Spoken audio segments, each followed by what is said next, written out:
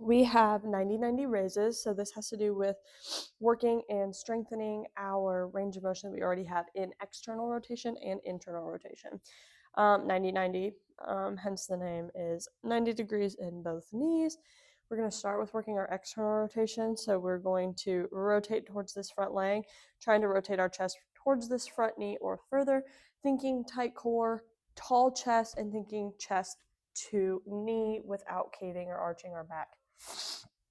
You want to feel that good stretch lighten up in our butt. I always say to keep those ankles nice and flexed at 90 degrees as well. The more things that you can have at 90, the better for this.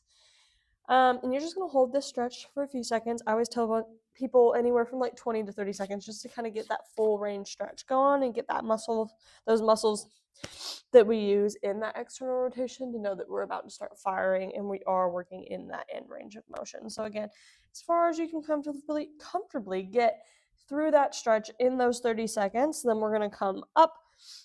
I don't want us fully sitting out of our end range because raises are made to train that end range. So if this is the full range of motion we have in external rotation and this is our end range, this is what we're trying to train and put some strength in when it comes to 90-90 raises. So we're going to think full range of motion, partially out of range of motion, wide base of support.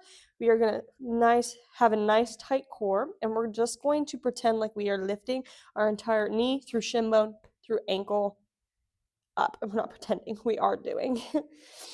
And we're just going to raise. Thinking pulling our ankle first, getting further into that external rotation, and lifting everything from our knee. And you should feel that closed angle working through here.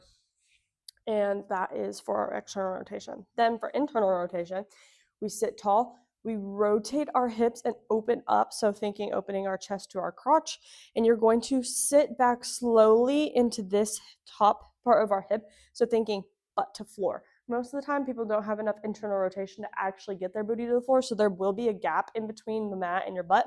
But you want to feel you putting that pressure into this ankle as we sit back and rotate and kind of push our butt towards the floor, putting that pressure into our ankle. Everything through right in here should light up, and we're working that part of our hip in internal rotation. Same thing, we'll stretch for about 30 seconds. If you can get deeper into that internal rotation as you go, for getting closer and closer to your butt hitting that mat or your butt hitting that mat itself, and trying to just rotate further and further away from the stretch, putting more and more pressure into that ankle. After that time is up, just like we did with external rotation, we're slowly coming out of that stretch. I don't want you coming all the way here. If you have to come this far to get up out of it, then that's your end range and that's okay, but you probably also aren't able to stretch as far. So again, slightly rotating out, sitting tall. This time, instead of our knee, shin, and ankle, we're just trying to lift our ankle off of the floor. We're trying to keep our knee on the ground. So wide base of support, nice engaged core, and we're just going to try and lift our ankle up off of the ground, internally rotating that hip even further. And you should feel all of this right here working. After each set, I have people re-stretch back into that full range of motion just for a few seconds. If you want to do 30 seconds, that's even better. Just to kind of put input back into that range that we were just working. But yeah, so then you would flip around. Same thing, other side. I always start with external rotation, rotating down, stretching for 30. Nice wide base of support, tight core, raising into external rotation. Then same thing, internally rotating, sitting back, trying to get that butt to the floor as much as possible. As you can tell, I have a gap here. My internal rotation is not great. Putting that emphasis in our ankle. Same thing, rotating out of it slightly, bracing our core, and this time just picking our ankle up off of the ground. So external is our entire shin bone.